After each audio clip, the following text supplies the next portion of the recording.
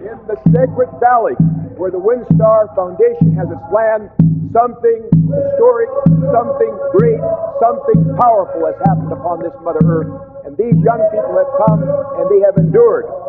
Young people from every background you can imagine. And I want to say that these young people have earned the right to stand up before the people and truly be Earth ambassadors.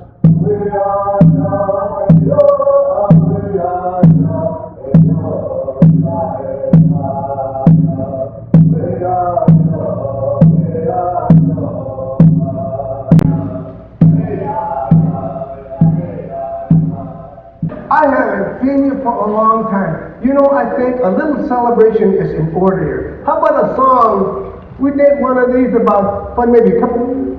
Hey guys, over here, come on. Come on. I know you want to probably do something else, but I think we better sing now. Okay. I taught you this song maybe a couple years ago, last time we had a meeting, so let's pick up where we left off then, okay? We are here today, we are here to talk, we are here to hold,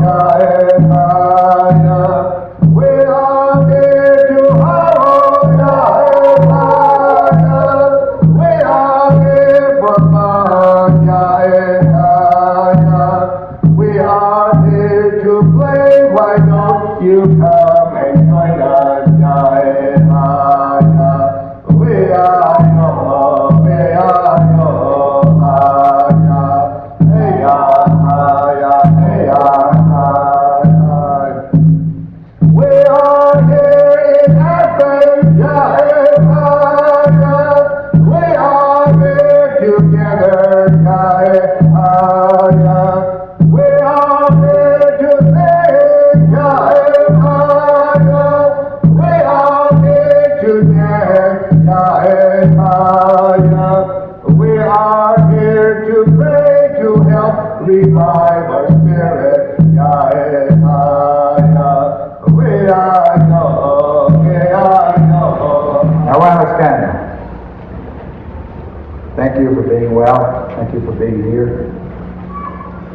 and thank you to the Windstar Foundation for allowing the Indigenous people of the Western Hemisphere to speak. And I want to give my greetings to the original people of this area, the Utes, Pyles. A greeting from our people here, and a greeting to the elders who I see I've gathered. I'm very, very pleased. I'm very honored to be selected to speak to you. It's great responsibility because of the enormous varieties of problems, situations in this great turtle island we call North America. So it's good to be reminded. You know, the drum was here, got us going. The drum is fundamental. It's like your heartbeat. It's the beat of the earth. I listened to the reports from the different four directions, how it came in. All said pretty much the same thing, but some very, very sad. Those that reported cried when they were talking. They were concerned for the children. What's happening to the children? What's happening to communities? What's happening to the earth?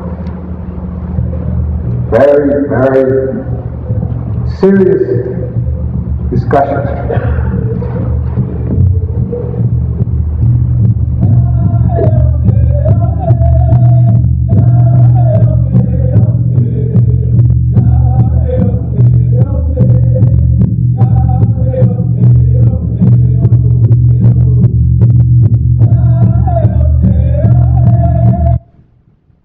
Yesterday morning, I woke up in a wigwam. That's what they call teepees in northern Quebec. to the smell of spruce boughs on the floor, and fish being smoked in the traditional fashion, drying over the fire. I was actually in a Cree fishing camp. And these Cree people live in the traditional way. The ironic thing about where I was is that I was on the site of a thing called, it's proposed GB1. GB stands for Grand Baleine, that's French for Great Whale. Great Whale is in northern Quebec, and it is the location of a Cree community that is now actively fighting the placing of yet another dam in their area. Now, I just spent 2 weeks with the Cree, and it was really an incredible experience, because there have been a lot of arguments made about the Cree, that they're not living in their traditional way anymore, that their culture's shot.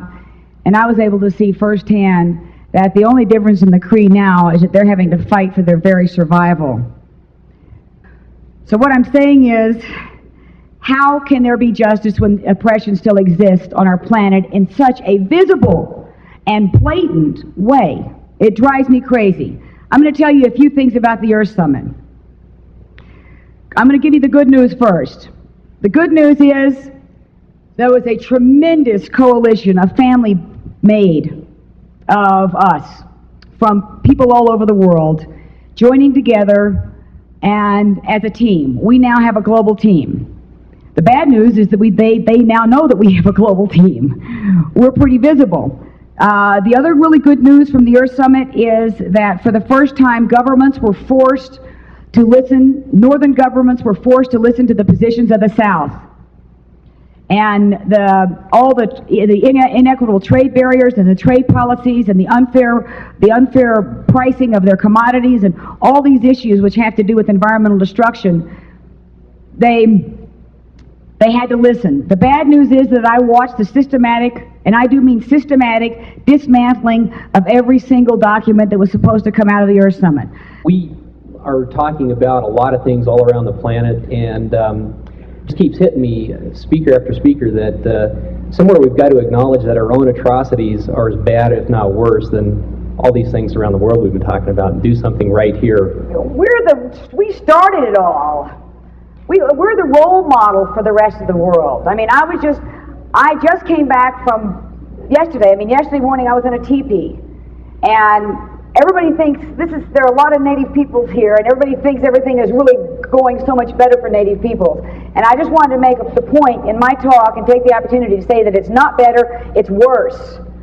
And it's right here in this country, it's in this hemisphere, and the United States we are the leaders, and we are the worst examples for the planet. And I find that embarrassing. I find it, I found it embarrassing to be an American at the Earth Summit, but we have to continue to join together, all of our voices together, and we have to focus here. I feel so burnt by the Earth Summit, I'm not working at an international level again for a long time. Barbara, we have a question here from David Brower, who also attended the Earth Summit. Oh, hi, David. Hi, Barbara. Would you make sure that everybody here gets the video of what you just said to us and shows it all over the country, including New England? Because they don't need to spend $50 billion of New England money on James Bay. Stop James Bay 2. Stop James Bay 2. Stop James Bay 2. It's just the biggest issue right now. I mean, our own Native peoples in this country are suffering, but this is a biggie. This is something that needs to be stopped now, because once you build those dams, and they were so proud, I mean, look, showing me those turbines and saying, oh, the environmental impact is minimal, and so what if there's a little mercury in the fish, and these Cree don't have any culture anyway. I mean, it was horrifying. Another question here, Barbara. Barbara, I'd like to say there's a lot of talk about people who get very concerned we shouldn't be so negative about what we're saying. And I thought about a fire. And we have fires all over the planet in different guises, whether it's a hydroelectric plant. I think the only way to put out those fires is by creating the kind of inner fire that you're giving us, where it sparks something in the heart that says, I've got to move, and I have to have the warmth and the belief to have it happen. I thank you for that. That's absolutely the truth, but I don't think I'm ever going to see an inner fire in that head of PR for Hydro-Quebec. When we're able to reach those people and they realize that there are other ways of doing things, those are the people we have to go after. I wore him down 8 a.m. to midnight, and by midnight we were sitting there having a pizza, and he was slumped over the table, and he said, "How bad is it?" And he said, "What are you going to do? What are you going to say about me?" I said, "You know what I'm going to say about you." I said, "I do not approve of your mega project." He says, "Well, but I'm asking you, what about the planet?" I said, "We're running out of time." And he said, "I thought so." And he was really very sad. He was really very sad. We can reach those people, but we have to be able to reach them in a big way. I mean, you've got to reach him. You've got to reach the people in power. We can't just talk to ourselves. Barbara, I'm from New Mexico. You are such a credit to women and to this country. Well, thanks. These are from New Mexico. We need you to run for office. Then you'd lose me in television. You need me in television. Replace me in television, then I'll run for office.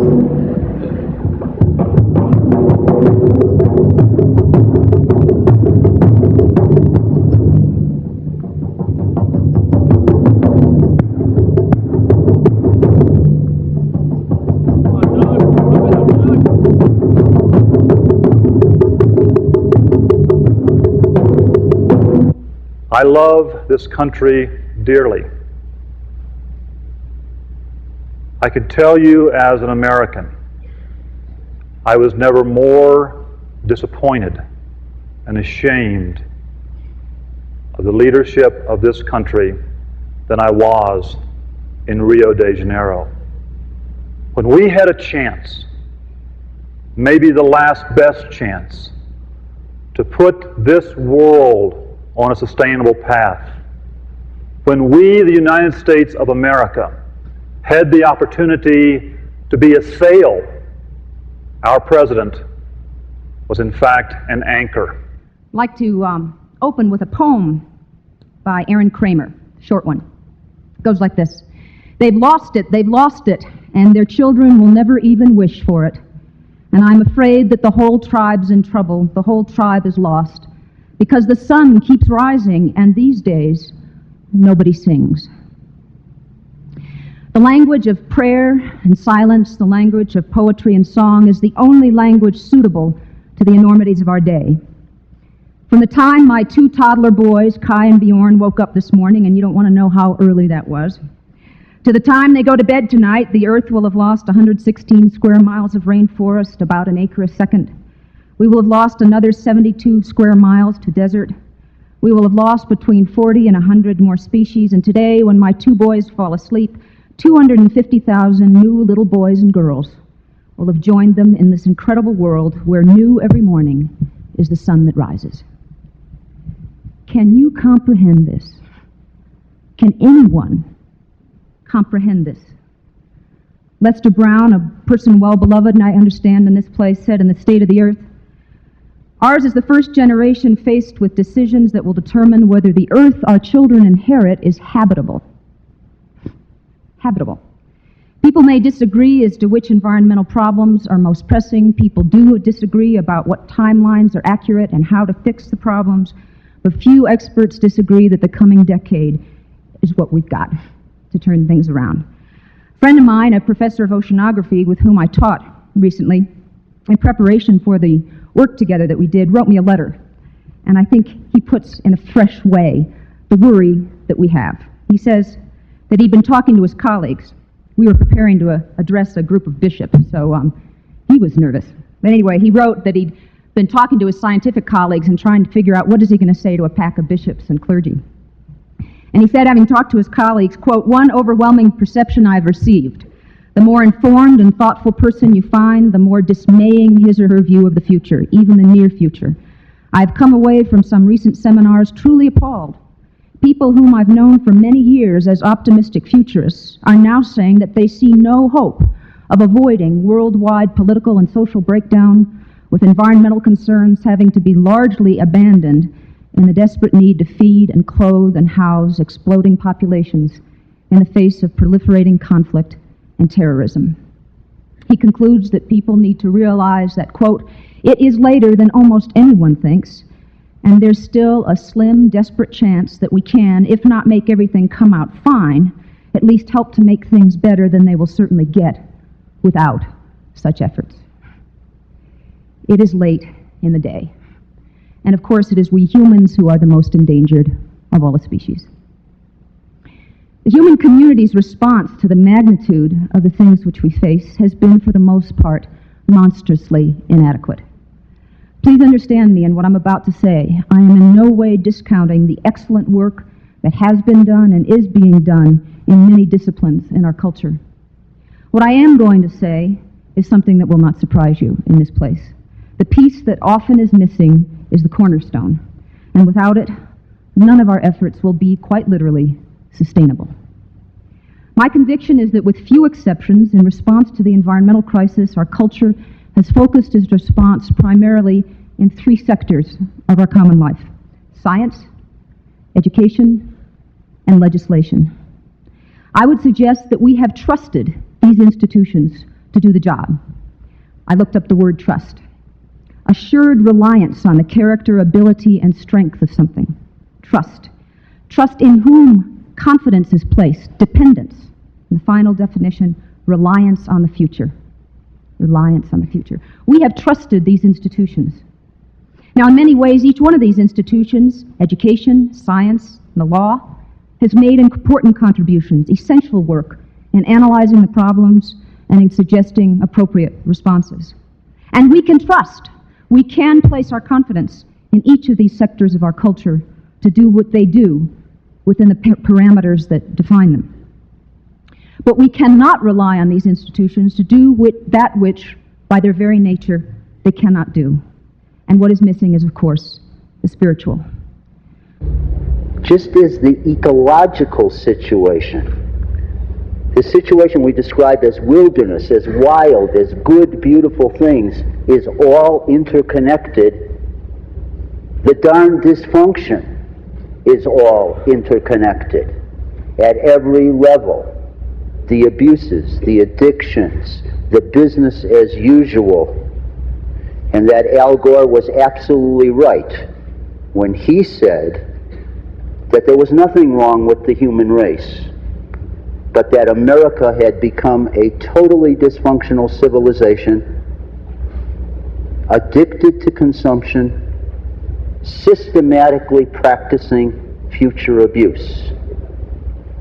And I saw that somehow it had not any longer, that it wasn't America the beautiful, that it was America the dysfunctional. Oh, beautiful, vast, spacious skies, amber waves of grain,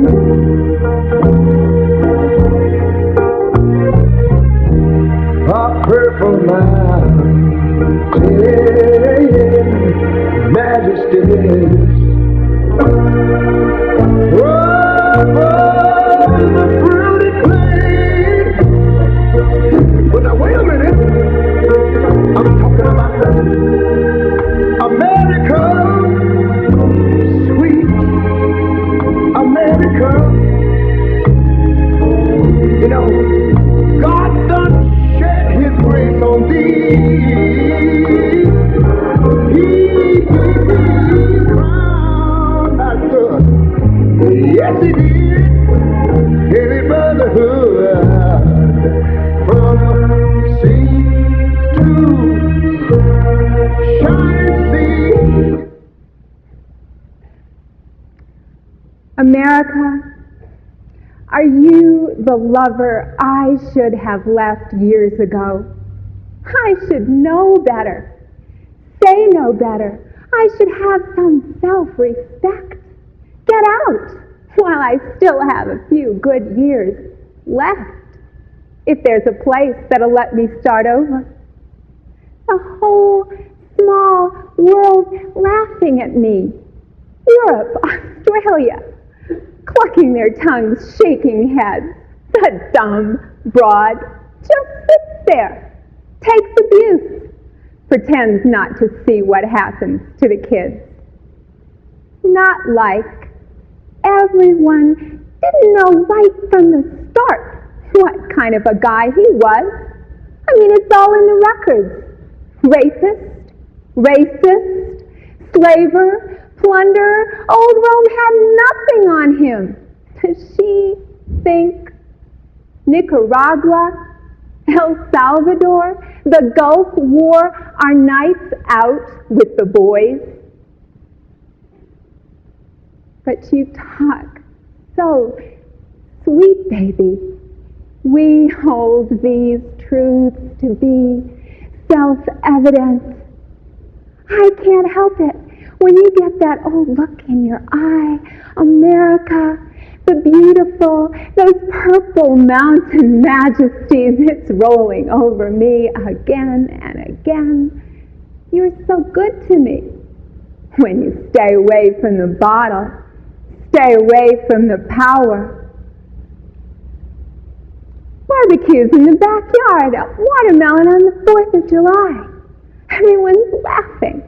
And you in your Uncle Sam apron and that crazy hat, whispering in my ear, life, liberty, the pursuit of happiness. Yeah, I've pursued and pursued. The game always just ahead of me. I can see it now. I'd be slinking off like some bitch, looking for her man in a bar. All the other dudes lying for you, winking at each other, looking down at me. And even if I got half the property, what's left that's any good? The Ogallala's nuked and leaking and half sucked dry. The Rockies poisoned from mining. Most of the old forest clear cut, and now the salmon runs all filled up. And there are floods where there never were floods before. Even out in the red deserts, the canyon lands, the wind is full of uranium dust. Power you should have left in the ground.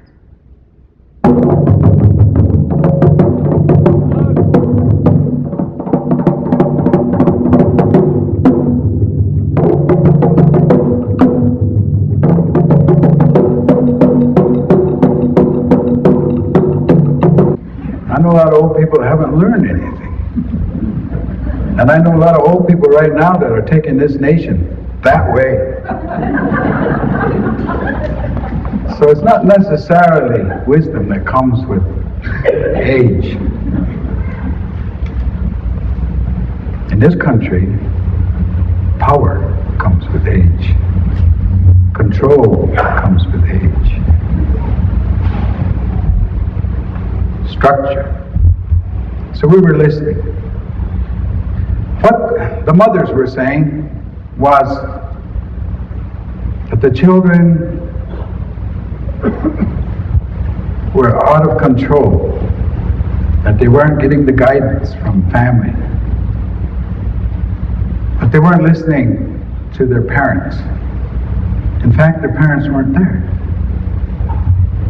That the children were talking amongst themselves and choosing their own leaders and making their own community, if you want to call it that. And they were growing up without direction, feeling the strength of their age, and without the rules of a community. Very serious. I invite each of us to work with the young people of this world and to learn from them. I see over and over and over again through my own work with teachers and students throughout the United States and Canada and several other countries, with our focus being healthy environments from personal to ecological. When I work with young people, I remind myself to listen. John, the question is, if you had one wish, what would it be? My wish would be for people to take care of themselves and help themselves. Sometimes we spend all our time out here. I just came from where the elders were, 70, 80-year-old elders, and this one grandmother said, "Come over here." I went over there, and she said, "You remember to take care of yourself. Rest. You go and get some sleep. You're running too much. If you don't take care of yourself, you won't help no one." There's not a lot of trust, and it's very difficult because folks have to give up power. Folks have to allow other folks to have power, in my vision of change. And that's going to require a vast amount of trust and a vast amount of responsibility. Folks are going to have to own up, trusting other folks and trusting on folks' ability to do what they need to do. So I guess for me it would be to have much more trust. Thank you. Corey. My wish is very simple. It would be that in this race, kind of to save everything that we have and protect everything that we have, is that everybody kind of discards and forgets all hidden agendas. That the things that taint people inside can first be cleansed, because until then I don't think we can cleanse the outside. Thank you, Corey. My one wish would be that every single human being is in this moment saying yes to life, celebrating rejuvenating life, healing the planet, healing the environment, celebrating that as a celebration, and just hanging out in their magnificence. All right. One person who, at about 8 years old, managed to create a television program where young kids would go out and interview adults and put them on TV. 8 years old, okay? By the time she was in high school, she was president of the National Honor Society. She was active in all kinds of student affairs at school. And she created something that for her was to be a precursor to a youth peace corps, an international youth exchange program. So that's when she was about a junior in high school.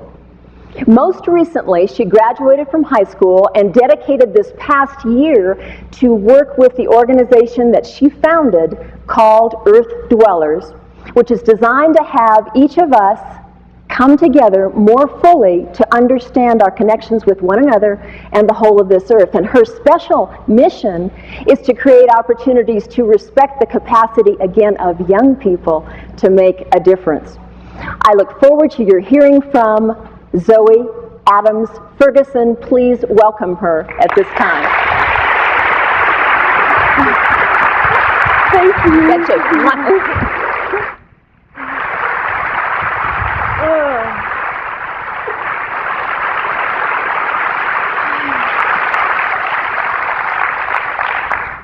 Hello, it's quite a pleasure to be here today. I would like to start by thanking John Denver and Tom Crum for their vision of the power of bringing people together to rally behind a common mission, mission to heal the world.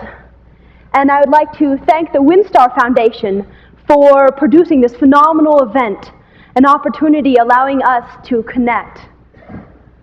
And I'd like to thank you for being here and for your desire to restore balance and beauty to the earth, to humanity, and to yourselves.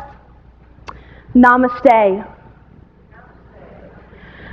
I honor the place in you in which the entire universe dwells. I honor the place in you which is of love, of truth, of light, and of peace. When you are in that place in you, and I am in that place in me, we are one.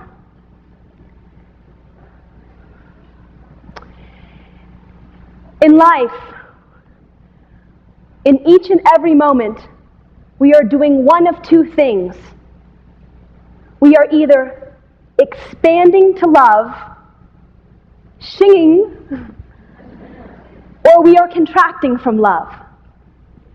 And in that contraction, that is where all of this that we see, that we look around into our world and we say, boy, it seems like something's wrong, something's off here. I'm not sure quite what it is, but we look out into the environment and we see, whoa, things are out of balance here. Life seems a little bit out of balance. We look out into humanity. We look into each other's faces, and we see fear. We see fear about our future. We see anger. We see anger about what's occurred in the past. And we see sadness. Sadness about where we are right now, because we're wanting to be somewhere else. And it only occurs in that contraction.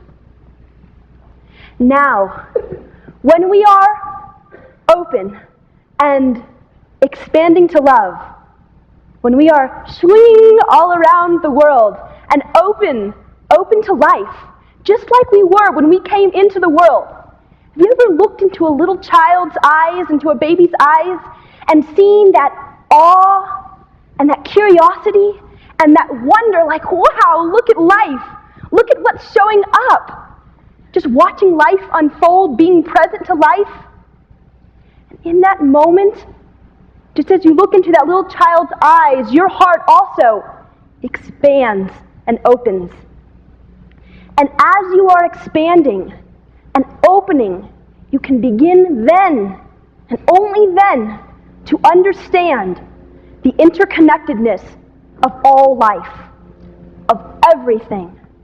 It is then that you can look out of this music tent, look out to the mountains, and see, and hear, and feel, and taste, and vibrate with those mountains, because you know at a cellular level that you are those mountains. You know, quantum physicists have been showing us that everything is energy, and this is really just a big quantum soup, and that we are connected to everything. And that makes a wonderful intellectual dialogue. But until we can bring that into our inner being and know it as truth and as wisdom, that is the key. That is the key. It's that expansion. My work is focused on bringing or opening up the opportunity for young adults all around the world to open up and swing and to begin to see the possibilities that this world holds. Recently at the United Nations General Assembly, there was a gathering of the world's young people. It was sponsored by the UN Environmental Program Youth Forum. I share with you some words spoken in front of 2,000 young people from all over the world, 40 countries. For these words, appropriately lead to the Windstar Youth Award. Quote, "You are young and you have a special power to heal. You can collectively change the course of human events, change the misuse of our environment, change the way governments become their narrow image instead of honoring their global essence, change the general malaise of doing nothing to positive action that brings quantum results in the twinkling of an eye. You can do it, you were born to do it, and it starts by believing that you can." 10-year-old Erika Pena, the recipient of the Youth Award, dances her truth in Laredo, Texas. Erika truly reflects a vision of concern. She is the founder of Kids for the Earth Recycling Club in her elementary school. Erika and the kids organized the first curbside recycling program in Laredo. First of all, what we did was that in Laredo, we had a recycling day on November 17th. One Saturday, we passed out flyers in our neighborhood, and then the next Saturday, we picked up all of the recyclable items. And it was very impressive because within that short week, we were able to load a big half-ton truck filled with recyclable items. And when they asked, well, who brought this in? They're like, the fourth graders over there. So,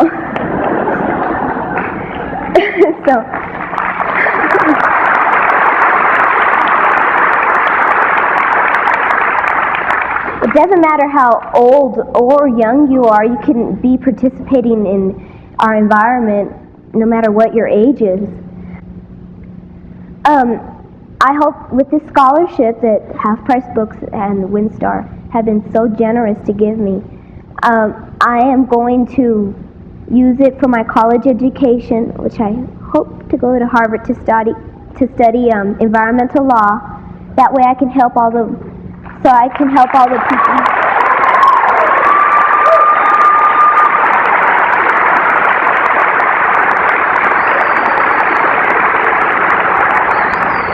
That way I can catch the polluters and...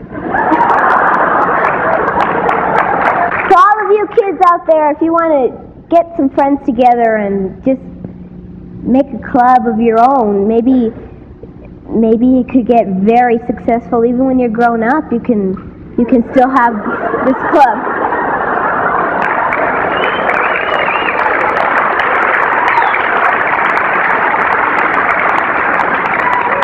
In closing, I leave you with this one thought. When my generation has passed, never let it be said that we were unkind and self-centered. For although I am only one small voice in the crowd, if we get a few more voices, a choir will emerge. Thank you.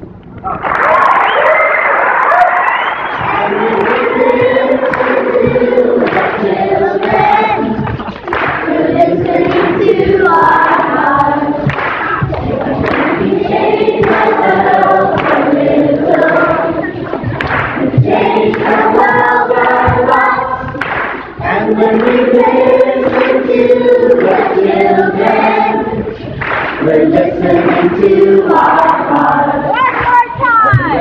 We change the world a little.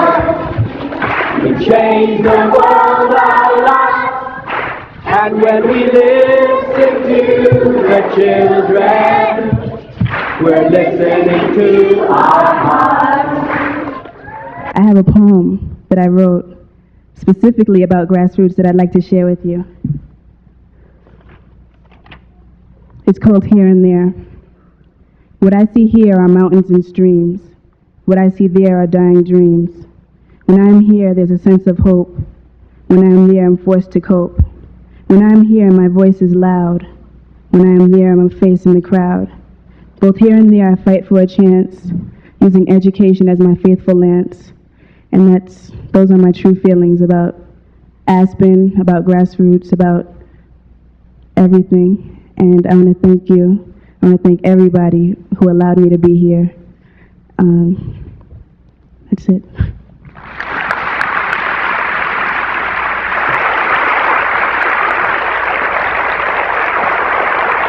Thank you, Jesse.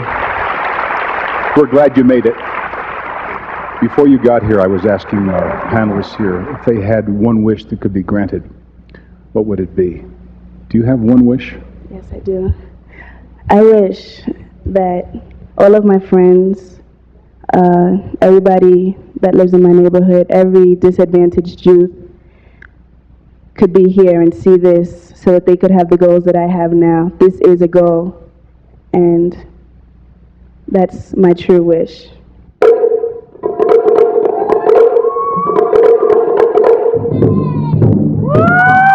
I'm glad to be here with you this weekend. It's been a very, very unique experience.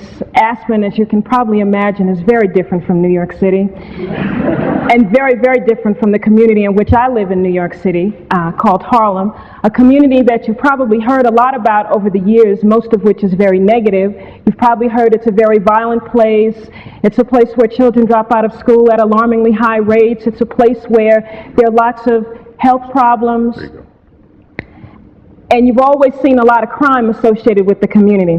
But I'd like to tell you about the place that I grew up, the place that I've lived for the last 33 years, or my entire life. the place where my mother and my grandmother and my great-grandparents grew up, a community that is a very, very strong place, that is culturally rich.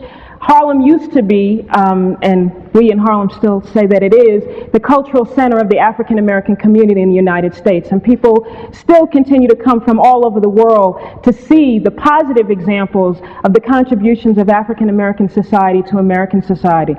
I love my community very, very much, and because I love it very much, and because I've stayed over the many years and have chosen to live through the degradation and live through the poverty and continue to fight where I am, I have a real sense of dedication to preserving my community. And in the context of preserving my community, I've come to have a real sense of dedication to preserving this society in a positive way, to helping this country go forward and grow in a positive way, and to helping us shape a vision, an alternative vision of what life can be like in the next century. And what I found in my community over the years, right under my nose, even though I was living there all the time, is that my community has been targeted as an environmental waste dump for the entire city of New York. And I lived there all the time, and until 1986, I would go and come and travel all over the country and do work all over the country in the field of civil rights and racial justice, and never really knew what was going on in my own front yard. We found that 99% of the uncontrolled hazardous waste sites in this country were located in communities where the population was 20% or more people of color. Usually greater than 20%, but 20% was our minimum base for analysis. So what's happening? What are we doing about this? We formed a group called West Harlem Environmental Action to mobilize the community and fight back against the future degradation of our community. And we've really gained a lot of victories in the last 6 years around that struggle. So many so that now, when the city decides what it's going to do with its new solid waste management plan that it just passed 2 days ago in an all-night city council session, they call in people from my community, myself included, to sit down at the table and talk about policy and talk about planning and include us in the decision making. This is revolutionary because this has never happened before in the city of New York or in any other community that I know of in the United States of America.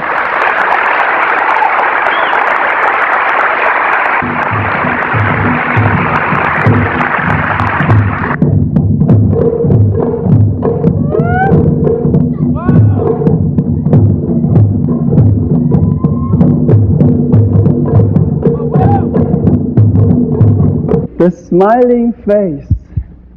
Do a lot of that. That's the beginning of your healing. The smile. The smile. Now when you want to heal, you must come to yourself. Come to the core of your being and find out where it hurts. It's not in the thought. It's not in ideas and conceptualization. It's not intellectual. It's right deep down inside of you, in the core of you, how you hurt, how you feel pain, how you worry and feel concerned about the lives out of balance. Hurt Mother Earth, how we hurt each other. But what we need to change is inside. It's not blaming the others. It's not they and us, we and they. It's all of us. You know, we talk about healing the environment. We talk about fixing things on the outside of us. And for the most part, what we're talking about is the outer environment. We're talking about what can we do about acid rain? How can we fix the ozone layer and global warming and all that stuff? But what we really need to fix, what we really need to look at, what we really need to work on is the inner environment. Did you ever think of that? The inner environment. That's what's polluted so much. Because you see, we can arrange and fix and fix and fix until we're blue in the face, that which is outside of us.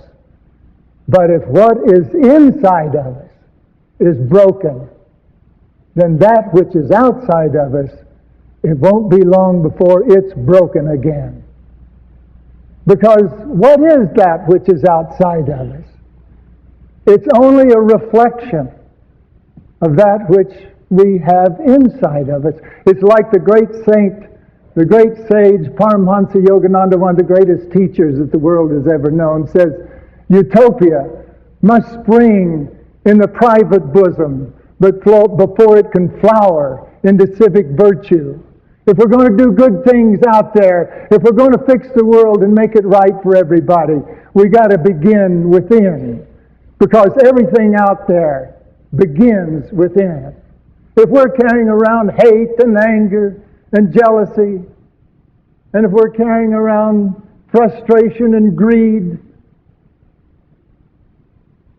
those are the kind of actions that we're going to have. Fearful actions. Actions filled with anxiety. Actions filled with greed. But if we're carrying around love, if we're carrying around peace, if we're carrying around joy within us, that also will be reflected. So we have made the world what it is.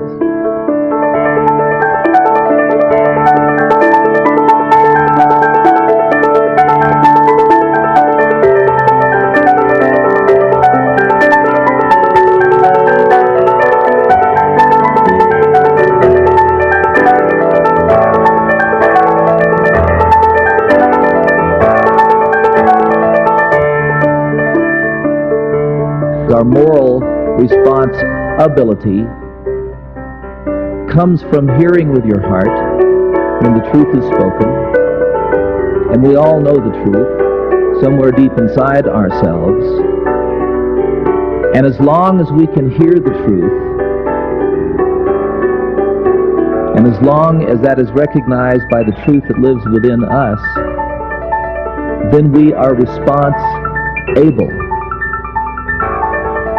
And we have the obligation as human beings to demonstrate our responsibility. The most important thing that happened at Rio was not at Rio Central, where all the diplomats and the heads of state were meeting, but was all the way across town, 30 miles, where 30,000 individuals like you and I gathered for the first time ever and discussed and debated a number of important treaties. And what that told me, what I hope it tells you, is that we as individuals, working in concert with colleagues, friends around the world, are the New World Order. We're the ones who can profoundly change this world. It isn't going to happen in state capitals like Denver. It isn't going to happen on either end of Pennsylvania Avenue in Washington, D.C.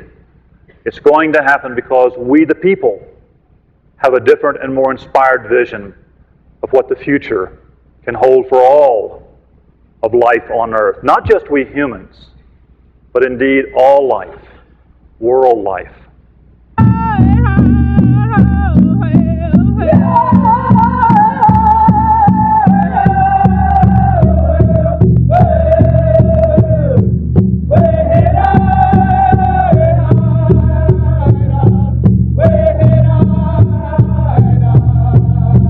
From that time of suffering, from that time of difficulties, from that time of unfolding, great gifts are born. That is the core of all our ceremonies, the heart of all our sacrifices when we fast upon mountains, when we sundance, when we give our giveaways and our Chinook dances across this great Western Hemisphere.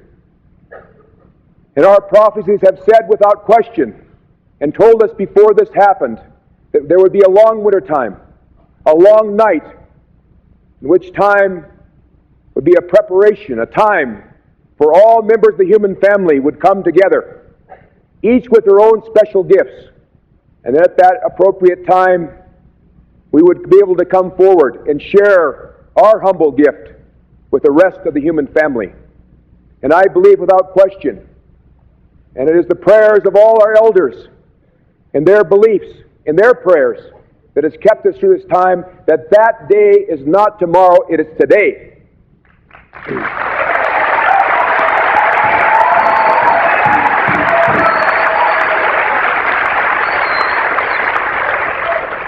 The winter time is over, and the great sunrise has begun upon this planet, in which our tribal peoples have been preparing for all these hundreds of years, that we might share our gifts with the rest of humanity.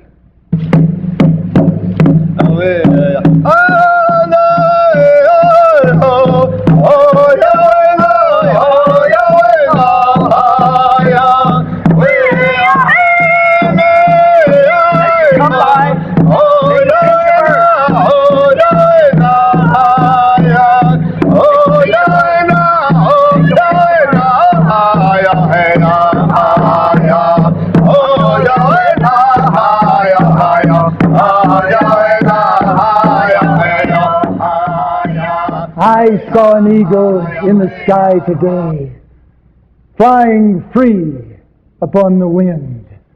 In my dreams I touched its wings, caught the wind, and flew with him. Oh, what glory it was for me, flying free up in the sky. For dreams become realities if in our souls they never die. So face the moment when you're down, for your eagle lives within. Hold the vision of your truth. Dream your ego and fly with him. Thank you. The breeze at dawn has secrets to tell you. The market only wants to buy and sell you. Listen to the sound underneath the ground. Deep inside your dreams, the heart is beating. Don't go back to sleep. Don't go back to sleep. Don't go back to sleep. You know that you must ask for your treasure. Move therefore toward the greatest pleasure. Fight to stay awake. Choose the path you take. Even if you don't know where it's going, trust your own unknowing. Don't go back to sleep. Don't go back to sleep. Don't go back to sleep. Don't go back to sleep. It's so easy to be there with your long perfumed hair and the footstep on the stair in the cool of the evening. No one sees me as I draw back the veil on a wave of creation, the physical sensation of another world. And so when we say thank you for the celebration, for the education, for the learning, for the listening, for the speaking, we're thanking not only the people who were the instrument of each of those things, but we're thanking ourselves for having been a part of creating the opportunity to listen, to learn, to speak through another individual's voice. The breeze at dawn has secrets to tell you. The market only wants to buy and sell you. Fight to stay awake. Choose the path you take. Even if you don't know where it's going, trust your own unknowing. And don't go back to sleep.